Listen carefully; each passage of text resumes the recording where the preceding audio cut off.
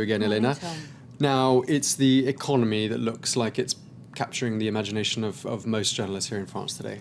It is indeed. Libération takes a look at the austerity plan that Will was talking about in the business programme that was voted through yesterday by the French government. And their front page is quite interesting. It says, when lobbyists make the law, they're talking about a number of U-turns that were made by the government on the original austerity plan that they came out with. As a result, they say, of furious lobbying by private enterprise interests. One good example is, of course, the theme park tax, which has now been scrapped as a result of tough lobbying on the part of the company that runs Disneyland Paris. Another good example is a planned tax that there would have been on second homes, which has now been scrapped as a result of lobbying from estate agents. Now, they quote some lobbyists in the piece who just say that right-wing politicians realised that a tax on second homes would target their keynote right-wing electorate.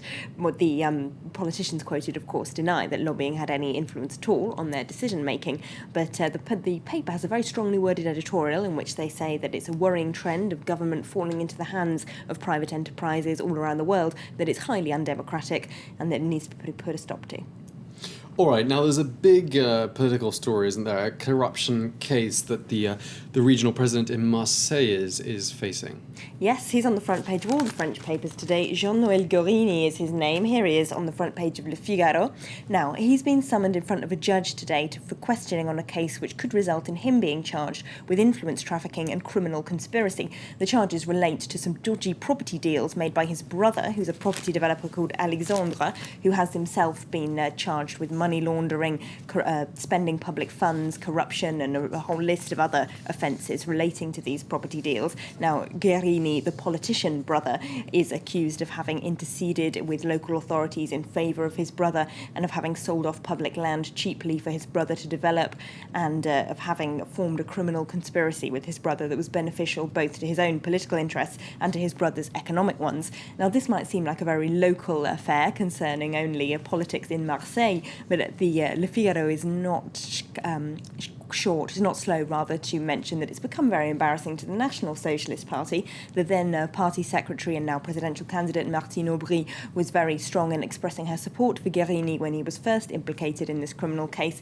Now she and the entire party have turned round and told him he should resign, which he's refusing to do. So the paper, Le Figaro, of course, quite a white-ring paper, keen to emphasise any embarrassment to the Socialist Party, and they say this is looking very bad for them as they run up to their presidential primary. All right, well, another politician in trouble, well, a former politician, Dominique Strauss-Kahn, he's in the papers again. What's it this time?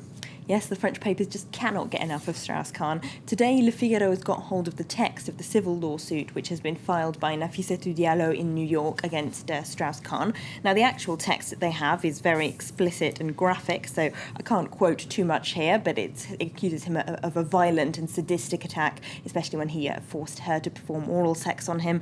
It claims that when it comes to court, Ms. Diallo is going to present a lot of evidence that we haven't seen yet that points to Strauss-Kahn's guilt, including testimony from a number of other women, including women assaulted by him in hotel rooms around the world, women who were former colleagues who felt themselves forced to sleep with him because of his position of power, women assaulted by him in his Paris apartments. So we could be hearing from a number of other possible victims in this upcoming hearing. And of course, the burden of proof here is much lower than it would be in a criminal case. The jury just has to decide that it's more likely than not that he did commit the crime.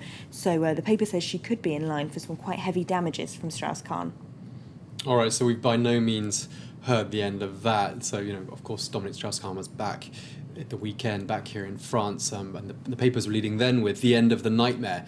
But what you're showing here is perhaps it's just the end of one nightmare and the beginning of another. Yep, there's another couple of court cases against him, so we won't stop hearing about him anytime soon, I don't think. All right, Elena Casas, thank you very much indeed for bringing us up to date.